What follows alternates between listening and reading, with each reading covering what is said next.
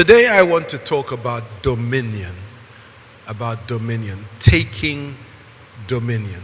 It's a mandate that God has given us.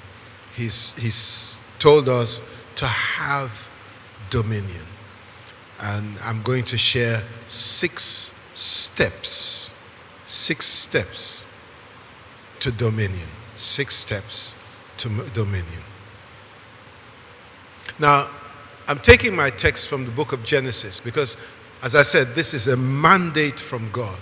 It's often called the cultural mandate, but we've often misunderstood, and today I want to try and see how much I can clarify. So let's go to Genesis chapter 1 and verses 26 to 28. Genesis chapter 1 from verses 26 through to 28. Then God said, "Let us make man in our image, according to our likeness. Let them have dominion over the fish of the sea, over the birds of the air, over the cattle, over all the earth, and over every creeping thing that creeps upon the earth." So God put man in charge of everything on the earth, whether it's in the sea, whether it's in the air, whether it's on the ground. Whatever it is, God put man in charge. Verse 27. So God created man in his own image. In the image of God, he created him. Male and female, he created them.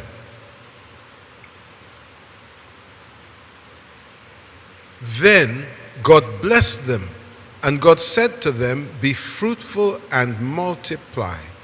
Be fruitful and multiply. Fill the earth, subdue it, have dominion over the fish of the sea, over the birds of the air, and over every living thing that moves on the earth." Have dominion over everything. So 6 steps that God has given to us to have dominion. Now, the first thing I want to say is, what is dominion? Dominion is not about domination. And very often, many people have confused dominion and domination. Dominion is about influence. Influence is a lot more subtle than domination. Influence changes a person because of what they see. Influence changes a person because of what they hear. Influence does not change a person by force. Influence does not demand change. Influence helps to promote change. Now, 6 steps, and God listed them out one by one. 6 steps he listed one by one and said, follow these steps to dominion. Now, the influence of Christians has been waning, decreasing across the earth. Take Nigeria, Uganda, Kenya, Ghana. These countries used to hold large Christian meetings. In Nigeria, we could have 1 million people gathered together, but still no political or little political influence.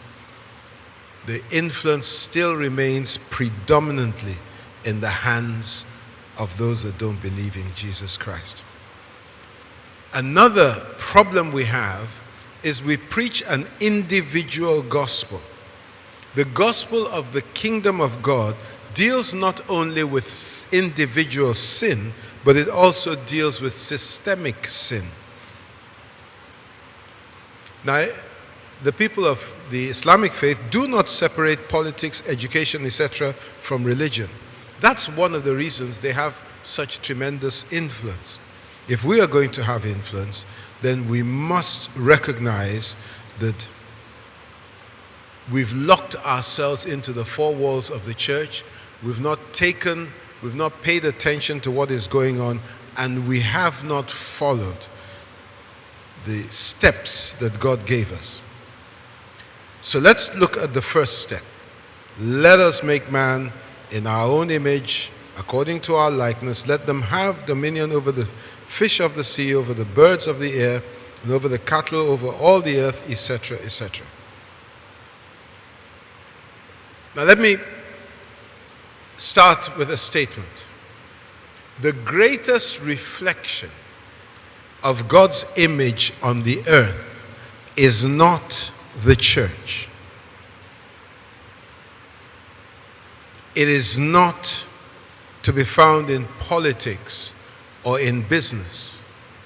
The greatest reflection of God in the earth is marriage. It is the only place where male and female can reflect God's image. It's the only place that God has given for male and female to be able to reflect his image. That is why God was not speaking, he spoke of having created them male and female.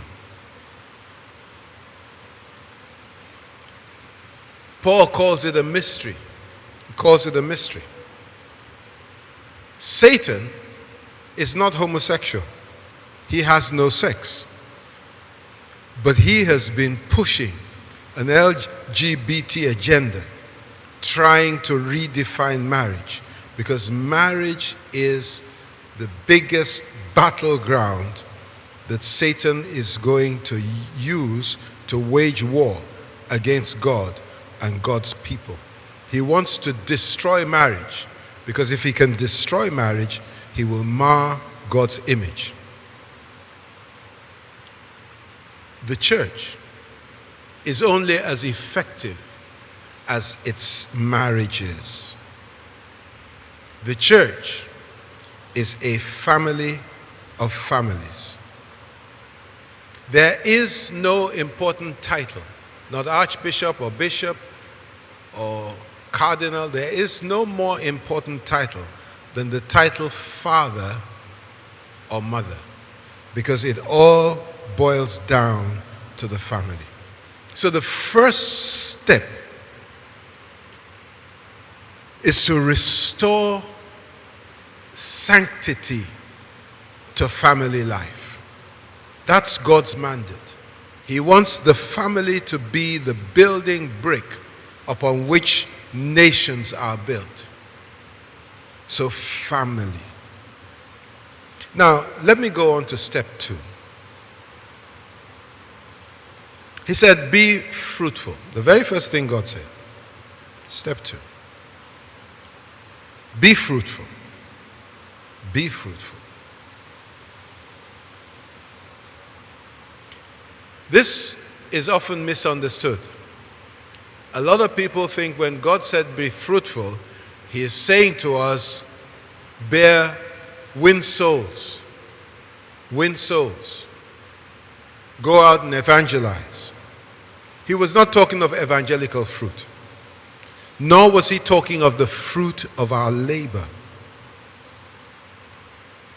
In this context, in this mandate that God gave, be fruitful means have children. Have children.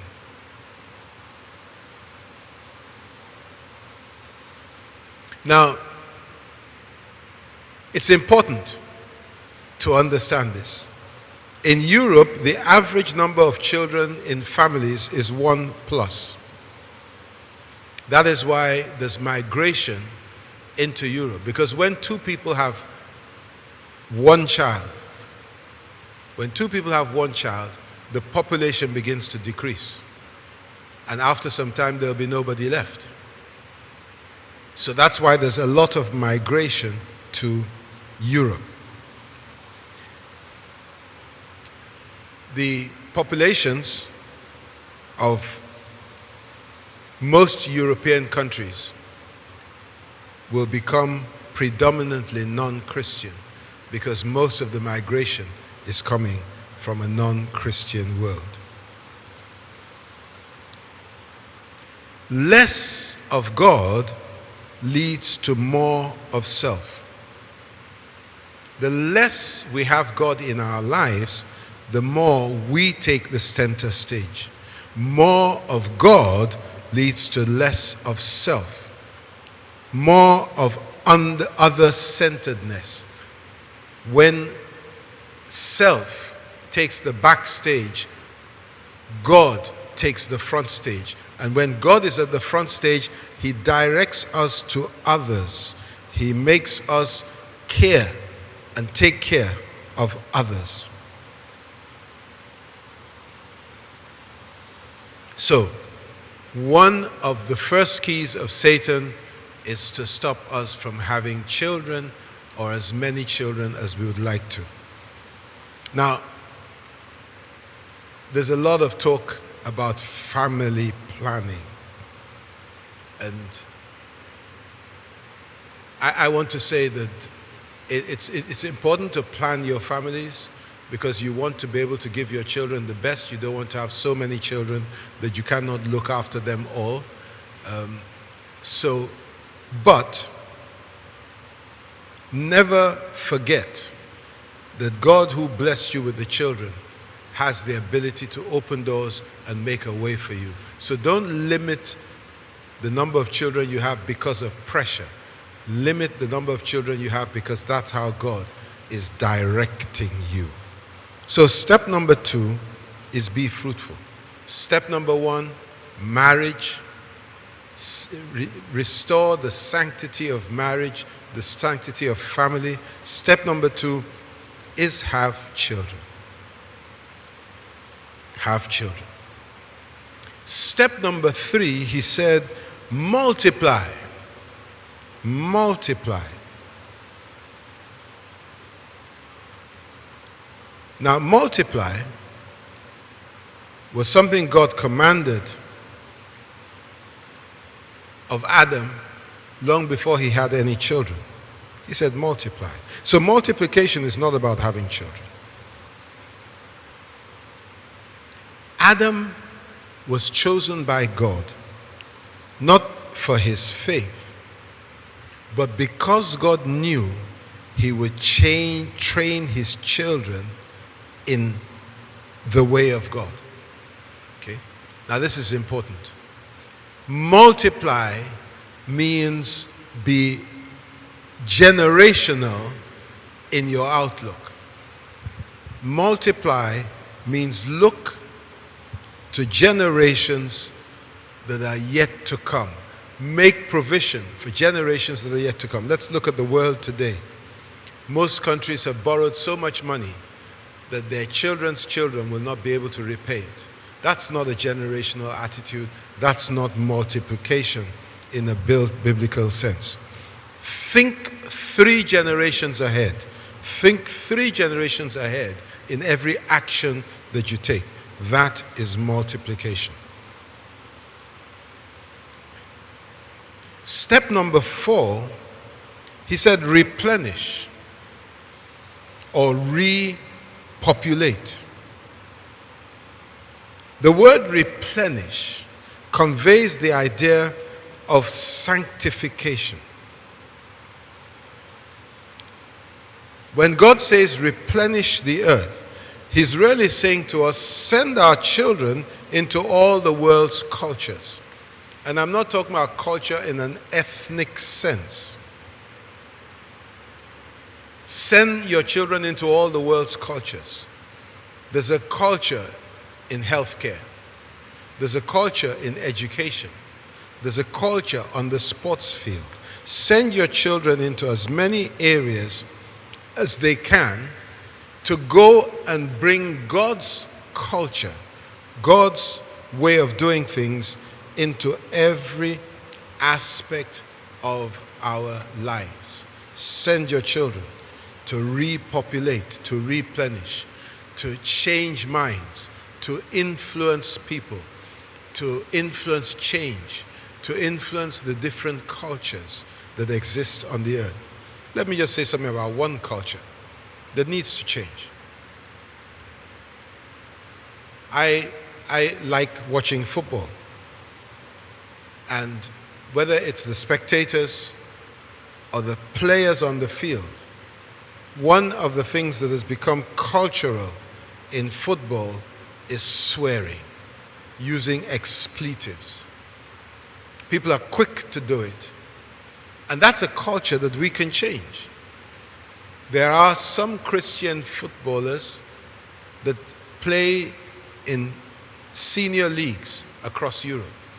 If they could play and their colleagues see that they don't swear, they keep it clean, whether it's on the field or off the field, they could be influenced by their behavior. So we are to send our children, and by children I'm not talking about our tens and teens, I'm talking about our offspring, like Abraham sent Isaac, like Isaac sent Jacob. Send them into the world to repopulate the earth. Step number 5, he said subdue. Subdue. Subdue means to take the weapons of warfare from the adversary. Take the weapons of warfare from your adversary. What are these weapons? They are mainly ideologies. There's so many ideologies that are floating around the world right now. So many ideologies. And the devil will use these ideologies to wreck, if he can, God's plans and purpose on the earth. Let's talk about some of them. Right now, with COVID-19, we hear about plans to have an e-passport, which would probably be put under the skin of your wrist, just like the mark of the beast we're told in the Bible. That's an ideology. There's so many ideologies floating around. There's the ideology that is dangerous, that says that you probably live in a male body, but you are really female. So you can transit from being a male to a female. It's an ideology that is gripping so many souls across the world.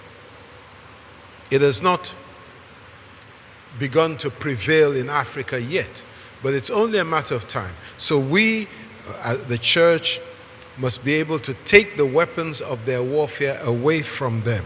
All these doctrines and ideologies that are not, clearly not of God, and affect us in negative ways. It's so bad that sometimes children that are not up to 10 years old are allowed to go through transition from male to female or vice versa, where they have operations to make the change complete. I don't believe that is what God gave us medical science to achieve. So I've said, step number 1, get marriages back to what they should be. We've reached the point where people live together without being married. And we've had the new word, partner, no longer husband or wife. And partner can mean male, female. 2 males live together and they call themselves partners. So, restore the sanctity of family. 2, be fruitful, have children. And I believe that as you determine to have children, there will be no impediment that will stop you from being able to have children. Number 3 was multiply. Multiply. Be generational in your thinking. Always bear in mind that for God, he always talks about Abraham, Isaac, and Jacob. 3 generations at a time. The steps, the decisions, the choices that you make today are going to affect at least 3 generations. So think generationally. Number 4, replenish or repopulate the earth. Send your children. Send your children into every industry, every corner of the earth. Send them into every facet of endeavor so that they can change the thinking, change the culture, bring God's culture, God's way of thinking, the mind of Christ into every culture they touch. Number 5, I said, was subdue. Take the weapons of his warfare from Satan. Take the weapons of warfare from the adversary. Their chief weapons are the ideologies that they spread through the earth, because ideology is faster. It creeps into societies much faster than anything that is done forcibly. So we need to counter every ideology that the world brings to the table. Number 6, and the final step that God said, is have dominion. Have dominion. And he asks us to have dominion over everything on the earth. Have dominion over everything on the earth. And that is not, God is not saying rule, reign over the earth. He's saying have influence. Influence is when people are motivated to do something because they see it working in your life. They're motivated to do something because they hear what you say, and it affects them. It makes them, propels them to change. People are motivated because of your service. Because you serve, they are influenced to change and desire to be like you. Dominion is about service, not about ruling. So when God says have dominion, he's saying, let your life speak for you. Let your life reflect his life, and so it becomes desirable to others. So taking dominion is essential for a Christian. We can't stay where we are. We've got to move on. God bless you. Thank you for watching today's sermon. Subscribe now to get an update on when the latest sermon arrives.